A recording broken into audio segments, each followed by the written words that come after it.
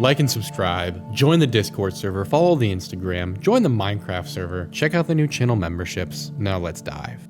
This is going to be the most difficult video I've ever made because there is so much slop piled on top of this story, but we are going to do our best to sift through the mire and fed prop to see if we can get closer to the actual story of that fateful mid-April day. This story I'm going to share with you over the next several weeks connects the Clinton administration, the Bush administration, the Trump administration, the Obama administration, all of them since the 90s, the ATF, the FBI, the Department of Justice, and just about every single alphabet soup agency. And for legal reasons, everything I'm going to say here should be taken as alleged and should not be taken as 100% guaranteed fact, even if I present it as such, to the grandest conspiracy of the 1990s and possibly the grandest conspiracy in American history. It is a cover-up so huge and beyond imagination that countless people have lost their lives over it, many of whom in incredibly violent manners. If there were a series that I was concerned about making for my own personal safety, it's this one. So I usually do this at the end, but I'm gonna do it now. Remember, I love life, I have no intentions of harming myself, I don't commit crimes, I'm not going anywhere. I'm more than capable of swimming, and I don't take the toaster with me into the bathtub, so that didn't happen either. I will do my best to give you everything that pertains to this story, but what conclusions you draw are up to you. One man who investigated the events of April the 19th of 1995 put it best, and I will echo his words here. It was up to you to decide what to believe. I'm only the messenger. This man knew Timothy McVeigh possibly better than anyone else, and was later executed via lethal injection. We learned that video collected from downtown businesses the morning of April 19th may someday be played before a jury.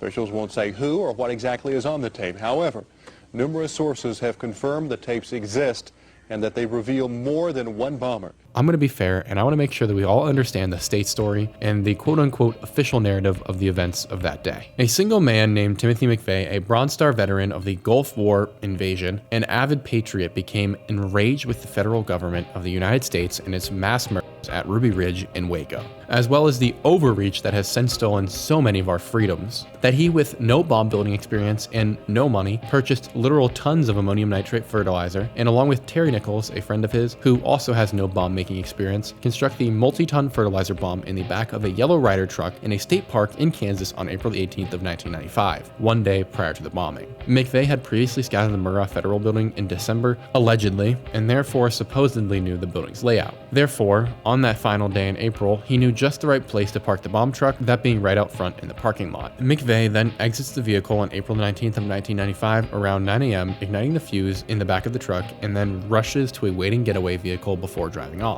The bomb detonates at 9:02 a.m. just as office workers and children in the daycare center are beginning their days. According to the feds, it was all Timothy McVeigh. He was the ringleader. His compatriots like Terry Nichols were coerced into it, and no one should ask any more questions, and absolutely no one else was there the day of the bombing. No matter what though, I do want to acknowledge that 168 people, including 15 children, died that day directly because of the explosion, and hundreds more were injured. And obviously the families are permanently scarred because of this. So I want to take a quick moment and I want to say a prayer that God is with these people, with their families, and holds their souls near to him and his son Jesus for all time, because no matter what, over 168 people have lost their lives because of this incident, and no one deserves that, even less so innocent children. Amen. Especially since, based on all the research I've conducted and uncovered, and then all these other people I've done over the years, the stated timeline of events is in all likelihood a cover-up, and a massive one at that.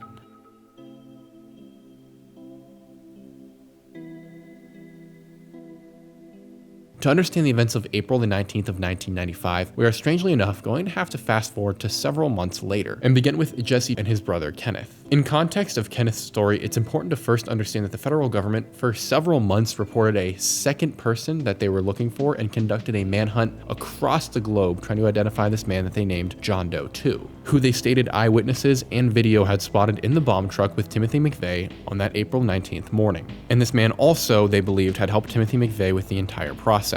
This was a man identified by 24 separate eyewitnesses and who, despite the Fed's best efforts to say otherwise, we know appeared on a variety of security cameras based on their own words and their own government testimonies, and they would later try and cover this up. This is important to recognize as we enter into Kenneth's story, because on June 10th of 1995, these matters and who John Doe 2 was could not have been further from his mind. Kenneth Trentadue, around 40 years old at the time, was crossing the border, re-entering the States after visiting his wife's family in Mexico. Kenneth was a certified unit, described as being in bodybuilder shape, and from the third person, reflecting on his life, Kenneth was an example of how God's grace can change someone's entire life if you're willing to put in the work. He went from a dirt poor kid in coal country, to a star high school athlete in Southern California, to a veteran of Vietnam, to a heroin addict solo bank robber who would rob banks with either unloaded or fake guns, because in his words, robbing banks is one thing, but homicide is a whole nother. Feeding his drug addiction isn't worth taking someone's life. And that statement gives us a very unique perspective of who Kenneth was. Kenneth was a man of contradictions, but through it all, I do truly believe he was a good man, and was actively fighting for a better life and had come to realize his mistakes. And it seems like Kenneth had won this fight. He got out of prison after serving 6 of 20 years for bank robbery, marrying a wonderful woman and his longtime sweetheart, and having his first child, and getting a steady, no robbery required job. Literally the star example of recovery. The unfortunate stain on his record was that shortly after his release from prison, he had gotten into a debate with his parole officer about whether it was okay for him to have a beer after a hard day's work. The feds said no, and Kenneth said yes. Kenneth had his beers, and that seemed to be it. No one ever brought it up again, and Kenneth stopped visiting his parole agent. And in this time, he got married and his family was pregnant with their first child. So for all intents and purposes, the parole violation seemed to be irrelevant, like it had been forgotten by everybody. Until that day in June of 1995, something changed. Kenneth was arrested at the border for his outstanding parole violation. Kenneth, along with his family, expected a slap on the wrist and a quick return to normalcy. And it appeared that's what Kenneth was on track for. He then spent the next month or so in prison, and on August the 18th of 1995, he was transferred from a California prison to a federal transfer center in Oklahoma City. At this juncture, Kenneth is being told nothing, and his family has been updated as to why he's being transferred either. After all, it makes no sense why Kenneth, arrested in California, living in California, having violated parole in California, and having his parole officer in, you guessed it, California, would now be transferred over 1,300 miles away to a prison and state he had zero connection to. But at the time, Kenneth didn't seem very alarmed, understanding the frivolity and stupidity of the United States government. Kenneth said in a call to his brother shortly thereafter that he was being transferred because they live in the jet age, basically implying that it was in excess and the federal government does stupid stuff all the time. But little did anyone know something else was afoot. 2 days and change after his arrival at the FTC Oklahoma, or Federal Transfer Center in Oklahoma, a guard would check in on Kenneth at 2:38 a.m., stating that all was normal and there was no sign of distress on Kenneth's face. However, less than 24 minutes later, a guard would check in on Kenneth once more and find him hanging, like Epstein, from a noose made of his own bed sheets, allegedly. The scene, however, suggested something much worse had happened, seeing as it was beyond anything imaginable. I wish I could show you the photos. They do it much better justice than I can describe, but I don't want this video to get taken down, so I'll do my best without exaggeration to describe them for you. What you would see is more dried blood on Kenneth's body than unbloodied skin. In the words of an inmate who was forced to clean up Kenneth's cell the following day, he stated that there were pools of blood everywhere, and there was a bloody handprint and fingerprints on the wall reaching for the panic button, trying to get help. And that testimony holds up because looking at Kenneth's body, he was beaten so badly, he was unrecognizable. This, however, for many days would be the Oklahoma Federal Transfer Center's little secret. We unfortunately only have a handful of photos of the cell, none of which show Kenneth hanging, I will note, because the prison officials, before an investigation could occur, or the medical examiner could document the scene, had the prisoner we quoted earlier scrub the cell. In fact, the majority of the evidence was cleaned up in that cell within a few hours by noon of the same day. And all of these things so far being an obvious violation of a dozen different protocols in prison standards, which is just one of many things wrong with this incident. But others are that Kenneth's head and face are so badly beaten and has disfigured him horribly, something that he could not have done by his own hand. Moreover, there's an enormous gash on the top of his head from where he was struck with something repeatedly. And I want to reiterate right here, he's in a special housing unit right now by himself. In addition to that, there are burn marks from stun guns across his feet. His neck, and more specifically his hyoid bone, are shattered by what apparently are a set of plastic handcuffs. There are marks across his body from where he was held so hard that the fingers of whoever was there dug into his body. And there are just slices across his body. And the part of the cell which Kenneth was found hanging from and had connected the bedsheet to allegedly was 12 feet in the air, something that would have been impossible for him to have reached. But it gets crazier. The feds report the most absurd things, for instance that Kenneth tried to hang himself twice but the noose broke once, and they also try to report that he sliced himself with toothpaste tubes, which he used to open his throat somehow. I've seen victims with bear attacks who have been found with less damage, and Kenneth supposedly did this, leaving chunks of his scalp across the room, slamming into things, bleeding everywhere, all in under 24 minutes without the special housing unit guards hearing a single peep from his cell. There are a dozen of other details I could give you too, but you get the point. In one of the worst cover-ups in history, there wasn't even blood on the vent which Kenneth was found hanging from. How could you do that? His whole body's covered in blood. How could he have climbed all the way up there, which he couldn't have, there's nothing to get onto, and left no blood whatsoever? Ridiculous. And to no one's surprise, I'm just gonna put it out there, once again, the federal government said this was just a and there's nothing to see here, which is one of many signs of cover-up because it's so obvious this man's life was taken. Even a fluoride drinker could understand that. But that's not nearly the strangest part of his demise. Nowhere near. Most of the strangest bits are likely going to be coming afterwards. 3 days after Kenneth's death on August 21st of 1995, the associate warden of the Oklahoma FTC named Mary Carter called Kenneth's mother and reported that her son Vance Paul Brockway had committed while in custody. Kenneth's mom, as expected, was like, "What are you saying? I don't have a son named Paul, but I do have one named Kenneth who's at the FTC." Therefore, both Mary and Kenneth's mother were now in the very awkward position of, because this prison didn't even have Kenneth's correct name listed. And we'll learn later that, as shocking as it sounds, the FTC had incarcerated Kenneth under an old bank robbery alias he hadn't used since the early 1980s. That being Vance Paul Brockway. So they didn't even know who they had, in other words. Weird that the feds didn't catch this, but I digress. Kenneth's mom didn't know any of what we just talked about at that time, so what I just told you, take it out of your head and assume that in her position, she's just thinking a mix-up has occurred, and she's emphatically stating to this lady, this fed, that her son Kenneth was chipper and happy and there's no way he took his own life. She had spoken to him the previous day. And he had even gone so far as to mention explicitly how happy he was about the future and getting out soon and returning home, seeing his family, especially his wife and his now newborn child. It's been 30 years, so we don't know the exact conversation that was had, but it's safe to assume that this Mary Warden broad was in the know to some degree about what happened to Kenneth, or at least that's what I expect. So allegedly, because after hearing this news from Kenneth's mom that they had the wrong guy, then Kenneth's mother telling her that her other son Jesse was an extremely high-powered attorney, Mary, the prison warden, offered a free cremation of her son Kenneth's body, which is so creepy, despite cremation being against Bureau of Prisons policy. And Mary didn't stop at offering this free cremation once, she actually did it twice. I'll just let that one sink in with you. Even stranger, Jesse Trentadue, Kenneth's older brother, had to haggle with the prison officials to get his brother's corpse back, which is not a ridiculous thing to ask. Jesse and the rest of Kenneth's family still at this point though suspected that there must be some bizarre mix-up at play. Surely their son cannot be gone. But that all changed when Kenneth's body arrived, because it was disgusting. We talked about it a little bit, but it goes so far beyond that. Words cannot describe what happened to this man. And because of that and this visceral reaction they had, we know that the feds highly likely understood that they had done something very, very bad and were trying to cover it up once more. Because when the body got there, the family noticed that the feds had sewn it up and painted Kenneth's body with makeup to try and cover the obvious damage that was lying beneath. But Jesse was furious, having all of Kenneth's makeup removed and having him and his mother take their own evidence photos of Kenneth's remains, since magically all of the federal government photos had either disappeared or been destroyed. And it was this day that I argue would mark the beginning of a 30-year currently ongoing battle that Jesse has been engaged in with the federal government over the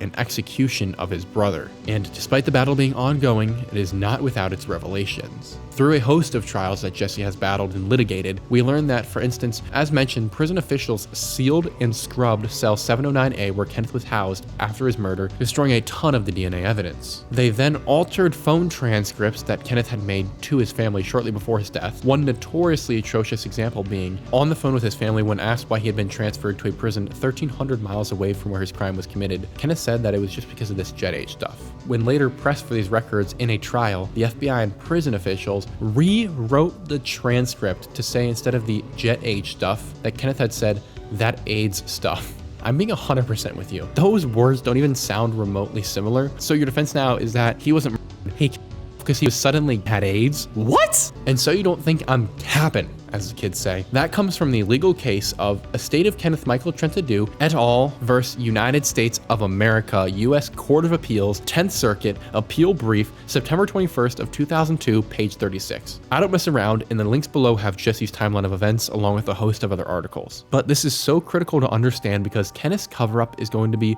remarkably similar to the larger cover-up that he was unwittingly a part of. We learn that the feds as a whole will spare no expense either financially or in terms of human lives and have no sense of rock bottom or shame that they won't shatter to ensure that what happened doesn't get out. But despite scrubbing the cell, there was still some remaining evidence in there. Dr. Jordan Baker, a medical examiner, finally got access to Kenneth's cell months after the incident, which he had been physically precluded from entering the following day of Kenneth's.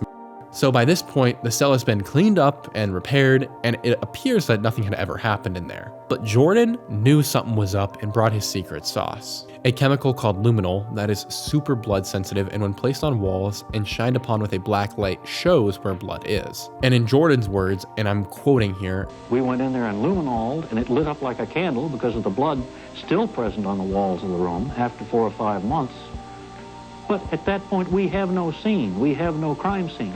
So there are questions about the death of Kenneth Trentadue that will never be answered because of the actions of the United States government." So that's strange considering this was supposed to be a hanging. It does continue though. The FBI agent assigned to Kenneth's case, one of the many, and this is among many other things that the FBI did wrong. This guy locked a bunch of bloodstained evidence, including Kenneth's bedding, in his car trunk in the middle of an Oklahoma summer for 2 weeks, meaning that when it was taken out, all DNA evidence was completely destroyed. This Fed then had the audacity to go to the medical examiner's team and say, I quote, "What do I do? My car smells like a decomposed body." That, son, is the smell of hell of an innocent man. But I digress. There was a mattress that had 2 separate spots of blood on it from Kenneth's cell. These 2 sets of blood were distinguished as originating from 2 separate people, one Kenneth and the other unknown, and this was uncovered by the FBI. The FBI, however, either did not investigate whose blood it was, which would have been easy using prison employee records, or they knew whose blood it was and never gave that information. We only learned this from the previously mentioned case. Also, the Kenneth cell had no fingerprints, which, how does that happen if you just light? You didn't touch anything to do that? You just levitated to the ceiling and the rope wrapped itself around the vent? Yeah, fat chance of that. And it may seem like I have given you a ton of details, but there are hundreds more wrong with this case. So much so that it would take up an entire video by itself. So skipping forward, Kenneth's case would finally make it to court. But summarizing that incident, there was a corrupt judge who gave a $1.1 million settlement to the family for what he said was emotional distress caused to the family. But no one was ever prosecuted for the crime of Kenneth's. The record was still called a and the judge made it illegal for Jesse to fight the battle for his brother any longer. Jesse did find a way to circumnavigate this, but that ruling speaks volumes. Basically, this judge said, we're gonna pay you off so you can't talk about this anymore because something else is going on. But here is Jesse referring to this incident in his own words. We go to trial anyway. That's just in the year 2000. It's a couple-month trial in Oklahoma. We end up with a $1.1 million judgment, but it's not for my brother's. It's for the intentional infliction of emotional distress upon my family. The Department of Justice tells us, we'll never pay you, and they appeal. The 10th Circuit sends it back. We win again. They appeal again. 10th Circuit sends it back. We win again. They take it up again, and suddenly in 2008, they pay the judgment. Now, they probably thought we'd go away, but that just made us armed and dangerous. I did a test on that. We put out a $250,000 reward for a year. No one claimed that. Now, that told me this involved more than the guards. The reason if it had been guards, somebody would have come forward to claim that reward. This trial was bogus in my mind because allegedly, it would appear the judge was incredibly corrupt, but we do get some useful information from said trial. One of many things is we learn that 41 separate pieces of evidence were missing or destroyed, including the original crime scene photos of Kenneth in his cell, and the record of who was in charge of said evidence was also missing or destroyed. I go to this extent of explaining this story because 1, an innocent man's life was taken, and that should never happen, and 2, 2, in order to continue understanding the Oklahoma City bombing, we must agree that Kenneth's life was forcefully ended by a bunch of feds. And agreeing on that matter, what is unclear is both how and why it was ended. So let's take those questions in order. Kenneth Trentadue was a hulking man, confident, physically capable, and based on his military and criminal history before becoming clean, the sort of man who could put up a serious fight. So to take him out would require something of a tiny, well-armed militia. And thanks to one federal inmate placed in a cell just down the hall from Kenneth, we know exactly what happened and what that militia looked like. I have a copy of the deposition attached below, but I'm going to summarize it here. On that evening of the 21st of August of 1995, one inmate named Alden Baker witnessed something very interesting. Around 2 to 2:30 in the morning, Kenneth began screaming, saying that he demanded to call his wife. This demand is even eerier now with what I'm going to tell you, because who knows what he had been calling his wife for. Alden Baker, after overhearing Kenneth screaming to be able to call his wife, shortly thereafter watched 3 to 4 guards enter Kenneth's cell, at which point they exited his view. And this was around 2:30 in the morning, so everyone to our knowledge was asleep when this happened. Alden describes the people who entered Kenneth's cell as wearing what he refers to as goon suits, which is prison slang for riot gear, so imagine what amounts to a SWAT team entering Kenneth's cell. At this point, everything happened inside Kenneth's cell, so Alden could only hear but not see what was happening. The description, though, is vivid. Alden heard sounds that consisted of clubs beating, tasers tasing, smacking, punching, kicking, cracking, screaming, begging, and then eventually completes. At which point the hellbound heathens in riot gear left, and a couple returned a few minutes later, at which point Alden heard ripping and tearing of fabric, and then to his detriment, Alden made eye contact with one of the riot-clad feds who was leaving Kenneth's cell. And after this, there was no mistaking why the following series of events happened. Alden was moved to a different cell where he could no longer see Kenneth's, and then in his words was drugged with a heavy psychotropic medication before receiving diesel therapy, which means being transferred to another prison. Alden would keep his secret for years until he caught wind of Jesse's investigation into his brother Kenneth's murder and came forward. Before continuing the harrowing tale of Alden Baker, I do want to deviate slightly. In this prison, there were cameras watching Kenneth's cell, and when the case was getting ready to be taken to court, the feds got what they considered to be an unbiased source to review the footage and to testify on their side. This man was an expert videographer and knew everything there was about film. His name was Norman Pearl, and he was actually the videographer for the Rodney King incident. Well, the feds called upon this fellow to be their expert witness and handed him a camera and what was meant to be the footage of Kenneth's cell. Upon checking the footage to see what he could see, Norman came to the striking realization it was completely blank.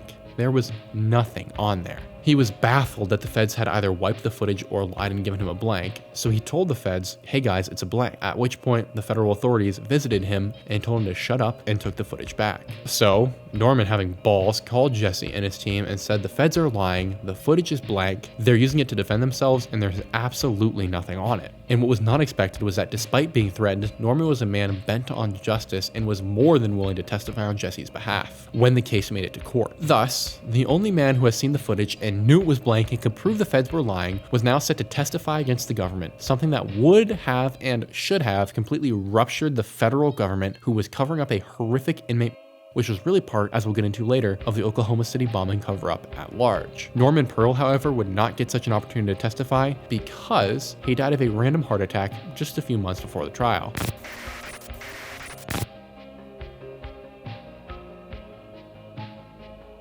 Also, I had to find, one time they wanted me to find out if there was such a thing as a poison that was undetectable, especially one that seemed to mimic a heart attack, that would kill someone, but it would appear that they had a heart attack. I did find such a thing. Does this pistol fire the dart? Yes, it does, Mr. Chairman, and a special one was developed which potentially would be able to enter the target without perception. The poison was frozen into some sort of dart, and then it was shot at very high speed into the person, so when it reached the person it would melt inside them, and the only thing would be like one little tiny red dot on their body, which was hard to detect. There wouldn't be a needle left or anything like that in the person. But also the toxin itself would not appear in the autopsy? Yes, so that there was no way of perceiving that the target was hit. So after Norman's story, let's go to another inmate named Nick Akabaso, who seems to have been scrubbed from online records as far as I can tell. He stated that he witnessed the beating and had even seen SWAT wiping blood off of their batons after exiting Kenneth's cell, which is horrifying. And he too was more than willing to testify because he wanted to do what was right. He, much like Norman though, would not get such an opportunity, but instead of a heart attack, this time he passed away of a drug overdose. That, I should say, is alleged, and these two coinkydinks should sound beyond fishy to you and like something is afoot, but as I say, fish don't have feet, so something must be up. And I think a third connection, as we veer back onto the path from our detour, will speak highly to the notion that something is going on here. And that is when we're going to get back to Alden's testimony, the man who heard everything that the feds did. I took this detour because it's so evident how important Alden's testimony is. We know it, and Alden knew it, because during the entire process leading up to the trial, as Jesse prepared him and investigated Alden Baker, now the sole witness to the of his brother Kenneth Trentadue, Alden would reference countless times how worried he was for his life and how he knew this was going to get him put on a list. Alden was meant to serve a 21-year sentence for bank robbery and then be done. He would have paid his debts. But deep inside of him, he just knew that bringing this truth out could cost him everything. And he made it, as I said, very apparent to Jesse and his team, again and again, that he had many years left on his prison sentence. It's not like he was getting out in a couple months. And so Alden would make this incredibly dark statement. No one is exempt here in prison, or any prison for that matter, to where if something wants to be done to you, it can be done. Jesse, still early on in his investigation, like us probably at the beginning, thought Alden was being a bit fatalistic. After all, he's a star witness in a murder framed as a investigation. What could happen to him? Because naturally, if something did happen, the government would step in, right? Yes, they would. After making it through the deposition, Alden was good to go. He wanted to get the truth out there, and even in spite of his reservations, was still holding on to the fact that the truth had to get out there. And so now, 1 month away from trial, he was excited to get this off his chest, and maybe if everything went well, he could even get let out early for contributing critical evidence to a major federal corruption investigation. Hopes were higher than suspicions, I think that's safe to say. And those hopes, I'm sure, remained high until on August 3rd of 2000, as the life ebbed from Alden Baker at the end of a length of bedsheet, the star witness of Jesse's trial and only witness to Kenneth's murder outside of the feds who actually killed him was found dead in his cell, allegedly via a self-inflicted hanging with a length of bedsheet 1 month before the trial that would have unraveled this entire Kenneth situation and unintentionally the Oklahoma City conspiracy perpetrated by the government. And Alden's demise was obviously labeled as by the feds, despite not even bothering to conduct an autopsy. But at this point, who's actually shocked? And in a sad bout of irony, Jesse had filed a protective order over Alden, along with Alden himself, to the case judge, and asked for special protection as a murder trial witness for Alden Baker. But said judge would reject these requests. That's right, the federal judge refused to protect a key witness in a federal trial who ends up dead in federal prison. And what's the case we're investigating? A prisoner murdered by federal guards. And I'm going to toss one more fact in there for you. Alden had contacted the federal judge himself, and Alden had politely explained that he was worried for his life at this point and really needed protection. Mind you, the transcripts for what I'm about to tell you have never been released. We know that they exist though because they were referenced by federal authorities in the trial that Alden was supposed to testify in. But what this judge said to Alden, who asked for his protection, was that unless he changes his testimony, he's not going to get any extra protection in prison. I have no words for how despicable and evil these people are. So before I start saying what I actually think needs to be done, I'm just going to let Bart Simpson speak for me. What an odd thing to say. Jesse, his team, and now us all received the shocking revelation that whatever was going on with Kenneth's prison murder, it was certainly a cover-up, and it goes beyond one man's death. While editing this video, I realized I should probably include this clip that goes beyond anything I think we've talked about, and proving that there is a high level of involvement here. So this is Jesse Trentadue speaking at a lecture about his brother Kenneth Trentadue, and he talks about the medical examiner we referenced earlier, Fred Jordan, and something wild that happened. Check this clip out. This was Jordan in July of '97. Shortly after that interview, he calls me up and he says, I'm going to change the manner of death to suicide. You've got 15 minutes to convince me not to. And I said to him, Dr. Jordan, the lawsuit has just started. I'm going to find the evidence. Don't do this. And he hung up the phone and changed it to suicide. I talked to his staff sometime later and they said before doing that, he'd been visited by 2 FBI agents who'd removed him from the medical examiner's office, brought him back several hours later. He was white as a sheet, and he went and made the call to me. There went the criminal prosecution.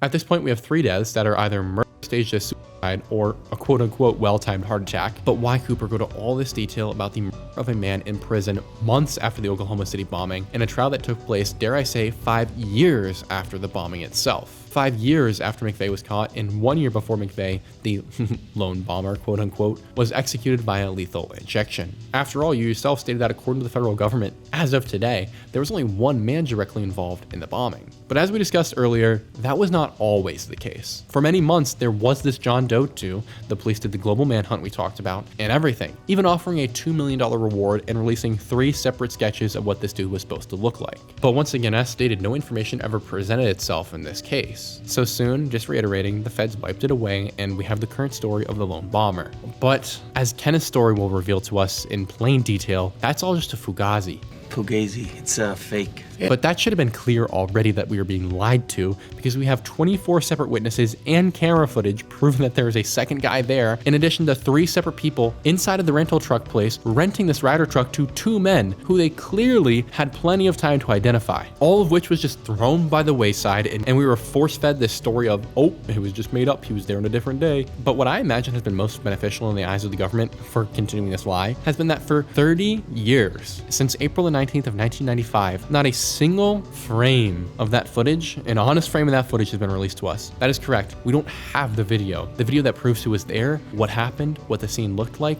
how it happened. All that never been given to us. Not a single of the dozens of camera angles. It's important to really hammer that point in, because if the feds believe there was only one guy there and it was Timothy McVeigh, all they have to do is play the footage for us. But feds being feds stepped on their own toes and let us know early on in 1995, when the investigation was just beginning, that they had watched the footage, that the footage did exist, and that multiple men could be seen in the truck. Which is a bit of a doozy, because are you calling yourself a liar then? Even more interesting, an eyewitness to the day's events who lived in the apartments right across from the Murrah Federal Building, named the Regency Tower Apartments, would report seeing federal agents pull up to his building shortly after the attack, bring ladders, climb up, and take away all the cameras and even the wiring system from the building, making it look like this footage never existed and that there weren't even cameras there. You can decide why that might be yourself. So for all these reasons, we know that the footage exists and that someone else was present in that truck for the bombing. And I think the notion that it's still being hidden from us really 30 years later is one of the most obvious bits of evidence, because if they had nothing to hide,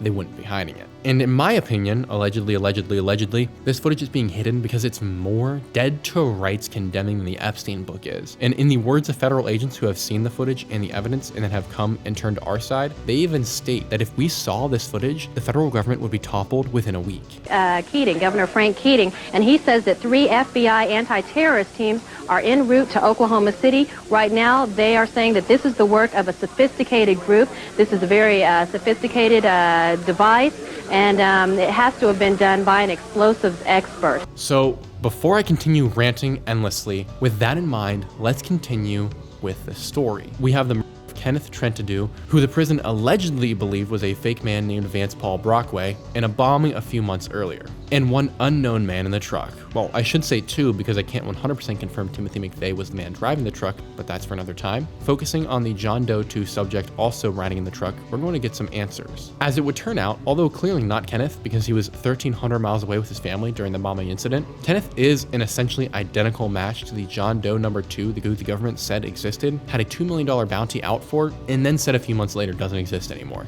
Here's Kenneth on one side and the sketches on the other. It makes a pretty convincing argument, admittedly, but there's more. One of the eyewitnesses pinning this John Doe 2 to the crime noticed he drove a brown pickup truck that Kenneth was driving because he borrowed it from a friend, as well as had the same physical build, that being like a bodybuilder, and most critically, a dragon tattoo on the arm whose wings poked out just past the shirt sleeve. This other John Doe 2, for reasons we will get into shortly, was also a known bank robber. Thus, Kenneth, unbeknownst to him when he was picked up under his alias Vance Paul Brockway, which he wasn't aware of, he thought he was arrested as Kenneth Trentadue, was literally as close to the embodiment of who the feds secretly suspected was the second bomber as one could get. And based on their own investigations they did behind the scenes, never brought to trial, they proved that McVeigh was a member of an organization known as the ARA, or Aryan Republican Army, that had the goal of destroying the government. The ARA was a notorious group of bank robbers in the early to mid-1990s, stealing over $250,000 from banks and armored vehicles, among other things. They liked wearing wearing costumes and planting fake explosives, which, what a fruity bunch, I know.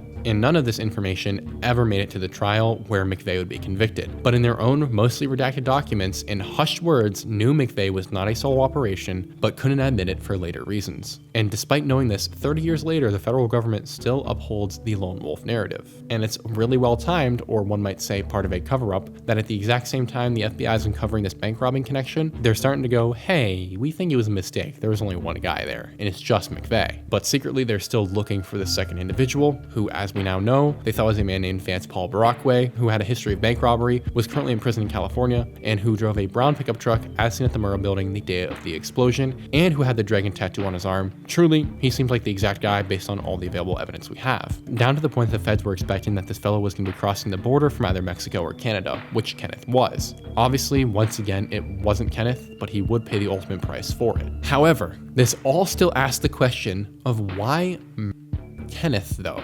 It would have taken a split second for the feds to realize he's clearly not the guy they're looking for. And even if it was, wouldn't you want to capture and appropriately investigate and interrogate this man for his crimes? Getting answers that McVeigh isn't giving as to why they did it or who else was involved? Silencing at this stage seems like the sort of thing one does when covering up a crime, not investigating it. And as we shall quickly come to understand, the FBI, in this case and many like it, does not stand for Federal Bureau of Investigation, but in reality stands for the Federal Bureau of Instigation. And to explain how they are involved, how Kenneth plays into this fully, and how the FBI, along with a variety of other agencies, undoubtedly, allegedly, I have to add, staged the Oklahoma City bombing, and many other events, we're going to have to turn our gaze to the ARA, the Aryan Republican Army, an eclectic bunch of laddies, as we've briefly mentioned, who on the surface appear to be your blow up the government, start a war peeps, but upon a second glance, are really so much deeper than that, and reveal some connections you literally won't believe until I back it up with the evidence. But that, my friends, you'll have to wait